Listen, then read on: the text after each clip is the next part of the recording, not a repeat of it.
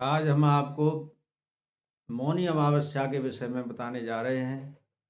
इस मौनी अमावस्या का क्या महत्व है और ये पर्व कैसे किया जाता है, इस पर्व में कितने नियम होते हैं, उन नियमों का पालन हम कैसे करें।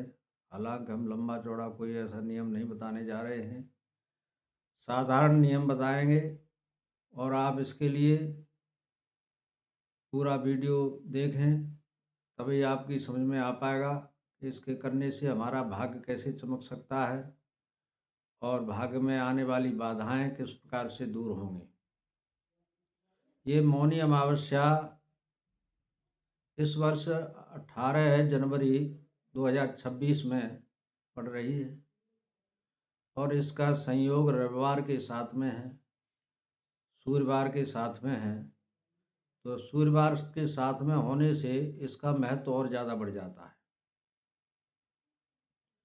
रविवारी अमावस्या के दिन यदि आप जो है मौन मौन रह करके मौनी अमावस्या का व्रत करते हैं तो इसका विशेष पुण्य हो जाता है। मौन रहने से आत्मबल बढ़ता है, मौन रहने से ओज बढ़ता है, वाणी शुद्ध होती है। इसलिए इसमें जितना भी समय आप रख सकते हैं, 1 घंटा 2 घंटा 3 घंटा 4 घंटा अथवा पूरे दिन तक मौन रह सकते हैं तो बहुत अच्छी बात है। और मौन का पारायण जो होता है, मौन का जब खुलवाते हैं तो आप अपने किसी भी माता पिता या गुरु से, पूज्य गुरु से गुप्त दान की दक्षिणा दे करके आप खुलवा सकते हैं। इसका अच्छा पुण्य होता है। इस दिन जो आप दान करेंगे उसका पुण्य अच्छा होता है, कभी भी वो पुण्य समाप्त नहीं होता है इस मौनी अमावस्या के दिन जो दान करेंगे।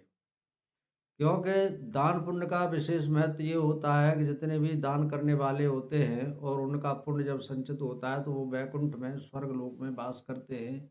लेकिन हर पुण्य का अंत होता है, तो जब पुण्य समाप्त होता है तो उनको, आपको जो है प्राय यही पृथ्वी लोक में भेज दिया जाता है, छोड़ दिया जाता है। लेकिन ये पुण्य ऐसा होगा इस रविवार श्री अमावस्या अर्थात 18 जनवरी 2026 में कि ये पुण्य आपके साथ ही लगा रहेगा, ये पुण्य कभी समाप्त नहीं होगा। अतः ऐसे पुण्य को प्राप्त करने के लिए आप इस दिन हवन कर सकते हैं। इससे देवता लोग प्रसन्न होते हैं और भाग्य का विकास होता है। जितने भी ग्रह बाधाएं होती हैं, इस 18 जनवरी को आप हवन इत्यादि करते हैं तो उससे देवता प्रसन्न होते हैं, आपका भाग्य का विकास होता है और आपके पितर प्रसन्न होते हैं। इस दिन यदि आप गंगा जी पर जा करके या घर पर ही रह करके स्नान ध्यान करके आप तर्पण इत्यादि भी अगर पितरों के नाम करते हैं तो इसका पुण्य आपको, जिस प्रकार से गया में श्राद्ध करते हैं उसका जो पुण्य प्राप्त होता है उसके समान ही इसका पुण्य प्राप्त होता है।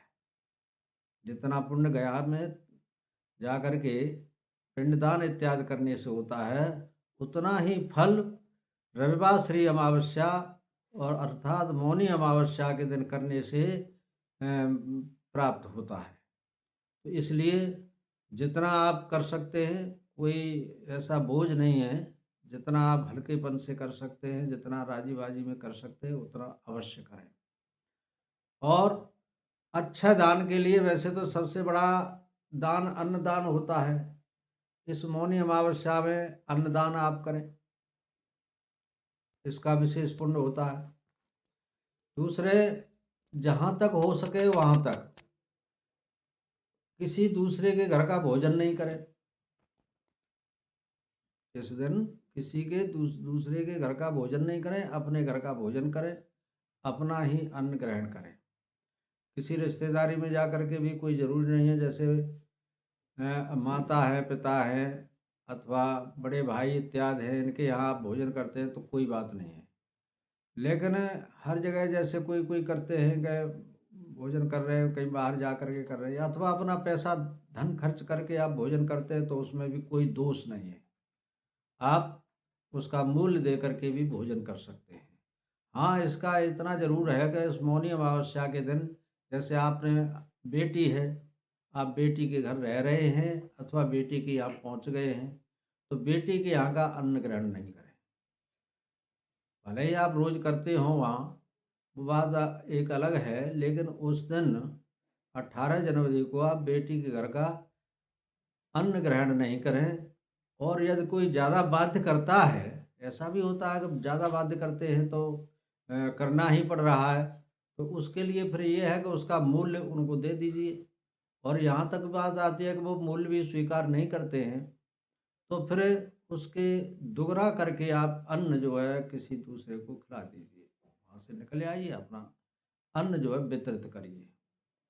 अथवा पकवान, भोजन, मिष्ठान जो भी संभव हो सके वो दूसरे लोगों को खिला दिए, जो गरीब तबके के लोग हैं अथवा साधु हैं या संत हैं, संतों को आप भोजन करा सकते हैं। इसके अलावा संपन्नता में आपके में कोई कमी नहीं है, आप चाहते हैं, आप भावुक भी हैं, श्रद्धावान भी हैं, भक्त भी हैं, तो आप संतों को बिठा करके भोजन करा सकते हैं, भंडारा करा सकते हैं और उसमें दान कर सकते हैं। उस दिन का किया गया दान अच्छा तो होता ही है।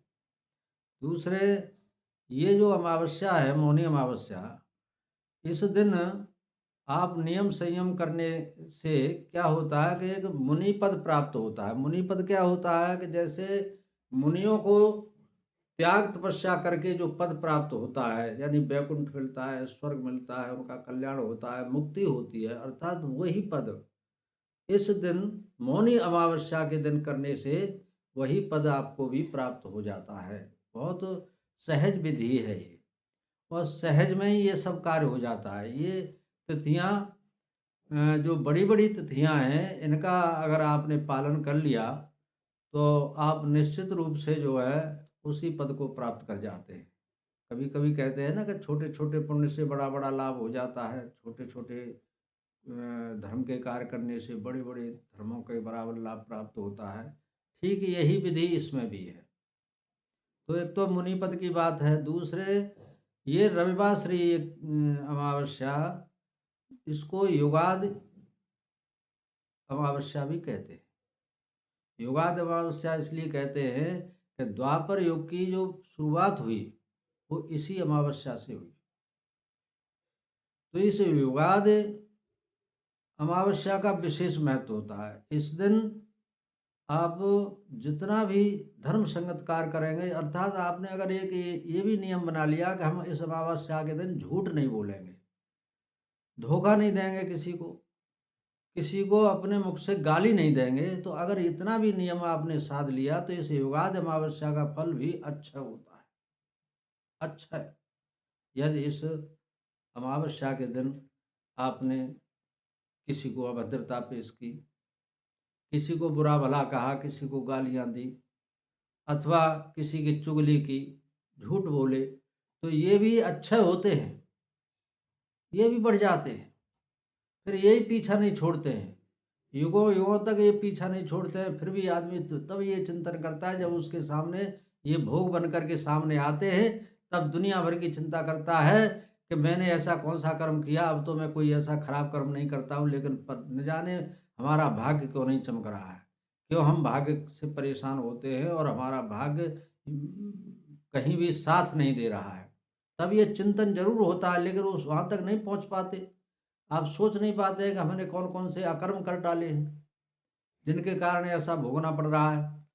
तो कहने का तात्पर्य ये है कि इस अमावस्या का बढ़िया तरीके से पालन करें। अगली बात ये है कि जैसे किसी का सब कुछ करते हुए भी भाग्य साथ नहीं दे रहा है। सब कर रहे हैं, पूजा भी करते हैं, पाठ भी करते हैं, ध्यान भी करते हैं। ये सब करते हुए भी और भाग्य साथ नहीं देता है। तो भाग्य को साथ करने के लिए सबसे पहले समस्या ये होती है, भाग्य में जो सबका सहयोग होता है उनमें सबसे ज़्यादा सहयोग होता है पितरों का। तो जिनके पितर जिनसे संतुष्ट रहते हैं, तो उन लोगों का भाग्य चमकता ही चला जाता है, और जिनके पितर असंतुष्ट होते हैं तो उनका भाग्य हीन हो जाते हैं, वो भाग्य से बलि नहीं हो पाते हैं। तो इसको अमावस्या को पितृ अमावस्या भी कहते हैं। ये हर महीने में अमावस्या आती है। कृष्ण पक्ष में शुक्ल पक्ष में, कृष्ण पक्ष में 2 पक्ष होते हैं, तो उसमें ये कृष्ण पक्ष की अमावस्या आती है और हर महीने में आती है। और हर महीने में ये पितृ अमावस्या, पितरों के निमित्त अगर कोई गंगा स्नान करता है, अमावस्या के दिन पितरों की तर्पण करता है, पितरों के नाम पर भोजन निकालता है, अथवा पितरों के नाम से साधु संतों को दान दक्षिणा करता है, और उसका फल पितरों को ही डायरेक्ट प्राप्त होता है। जो भी आप उस अमावस्या के दिन पितरों का नाम लेकर के अगर करेंगे, तो अगर आप इस तरह से अमावस्या के दिन ये नियम साधना कर लेते हैं, फिर आप देखिए कि आपका भाग्य कैसे बदलता है। आप करिए, उस दिन गुप्त दान भी करिए। और जो गुप्त दान में कोई ये थोड़ी कहा जाता है कि आप जो है सोना चांदी ढेर सारा आप दान कर दें, यार ढेर सारा तो है ही नहीं, तो कहाँ से कर दोगे। लेकिन निमित्त मात्र, अब जैसे व्यवस्था आपके पास है, आपके पास कम व्यवस्था है, आप सोना दान नहीं कर सकते हैं, तो सोने का कुछ अंश, हजारवां अंश है, जितना भी हो, 100 रुपये का, 200 रुपये का सोना।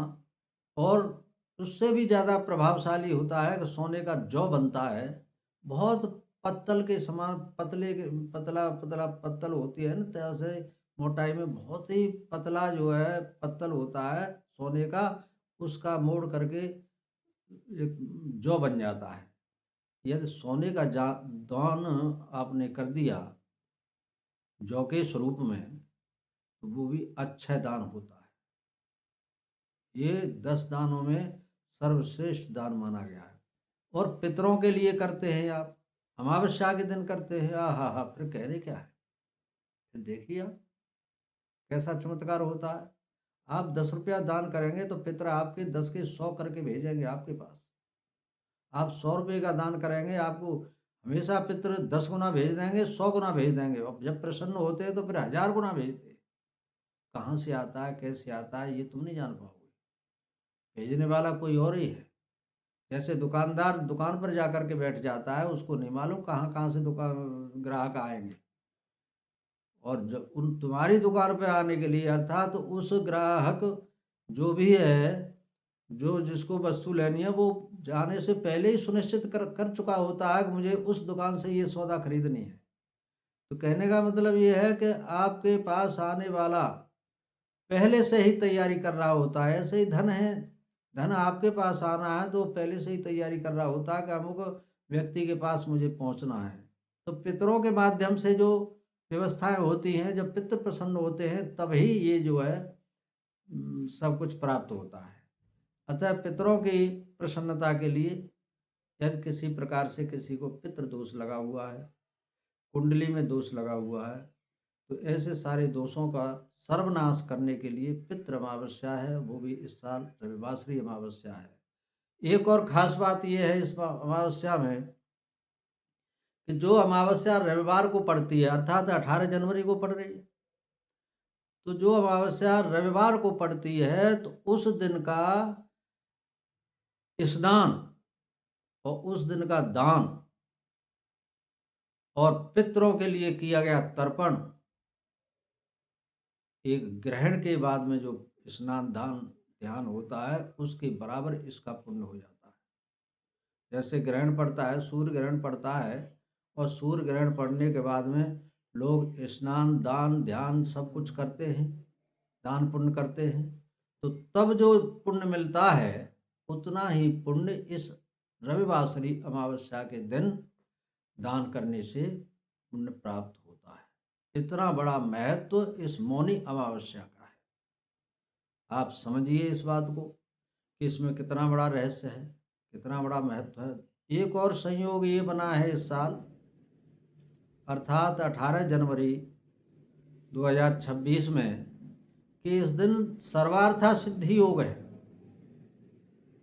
सर्वार्था सिद्धि योग क्या होता है कि सारे दोषों को निवारण करने वाला, सिद्धि देने वाला,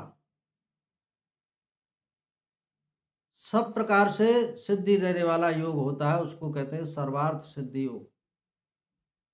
हर जगह सिद्धि दिलाता है। तो ये 10:14 से सर्वार्थ सिद्धि योग 18 जनवरी को शुरू हो रहा है प्रातःकाल, और पूरे दिन रहेगा, पूरी रात रहेगा।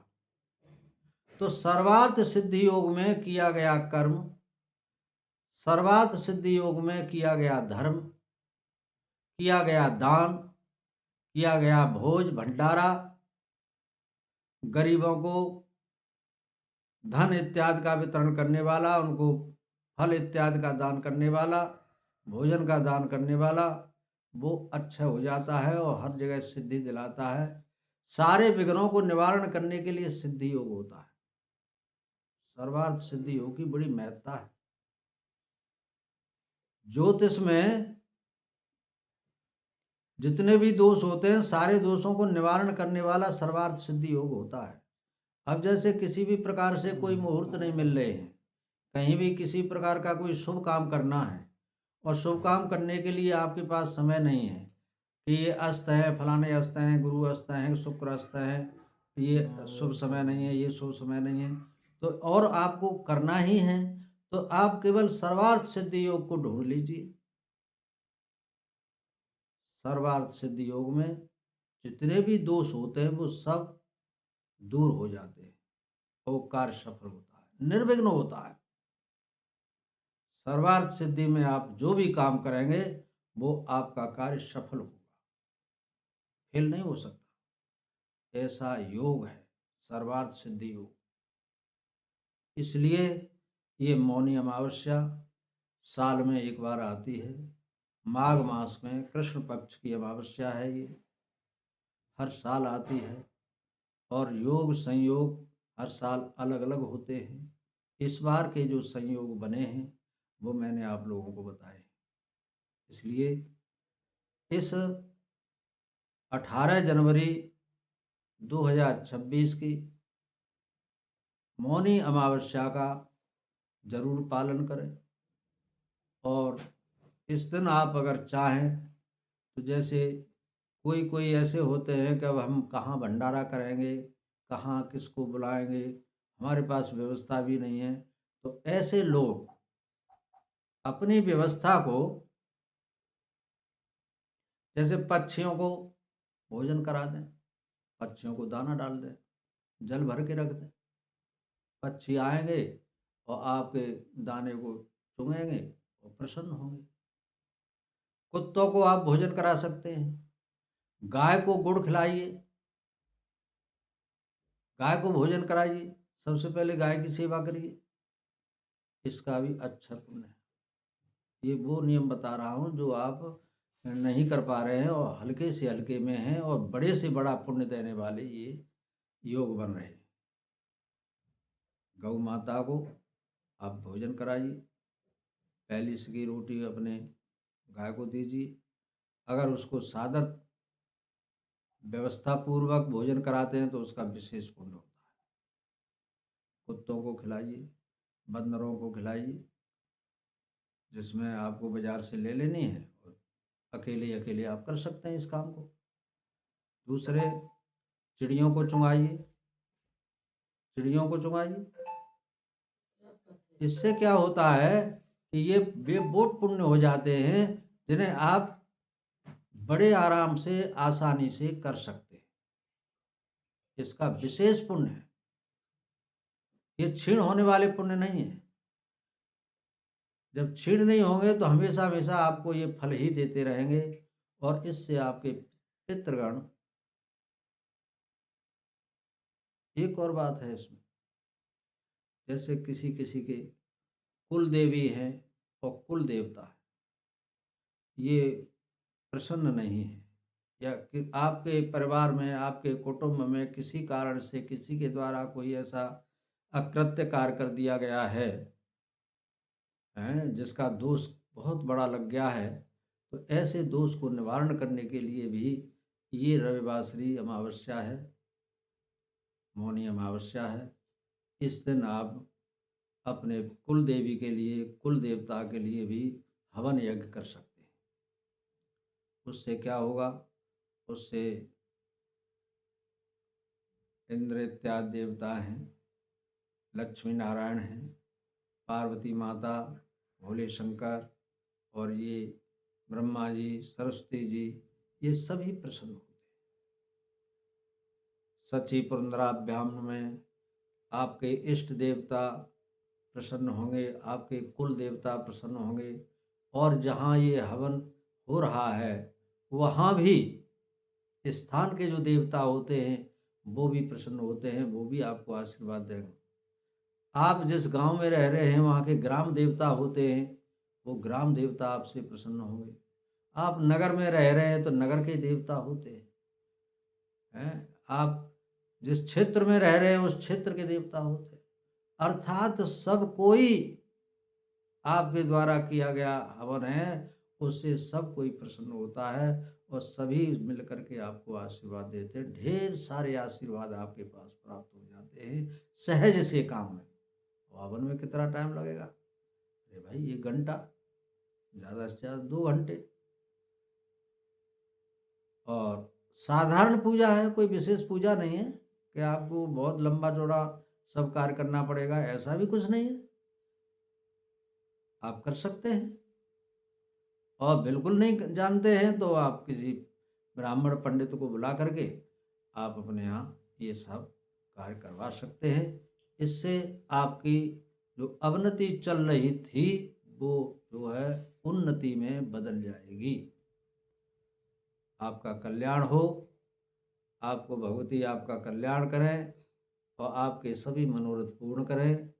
और आप ऐसा प्रयास करिए, आप ऐसा प्रयास करिए कि सारे नियम नहीं कर सकते हो, कोई बात नहीं, आप कोई भी एक नियम साध लें और इस दिन अवश्य करें। मौन व्रत पूरे दिन नहीं रह सकते, कोई बात नहीं, 1 घंटे का मौन व्रत कर लीजिए, 2 घंटे का कर लीजिए। और ज़्यादा दान नहीं कर सकते, कम कर लीजिए, जितना हो आस्था से, श्रद्धा से, भक्ति से। और अपने बुजुर्गों का आशीर्वाद लीजिए, अपने पितरों को प्रणाम करिए। बस यही आज के वीडियो में हम आपको बता रहे हैं। इस पर आप बस ध्यान करें तो इस मौनी अमावस्या का खूब खूब लाभ उठाएं, आनंद प्राप्त करें। जय गुरुदेव।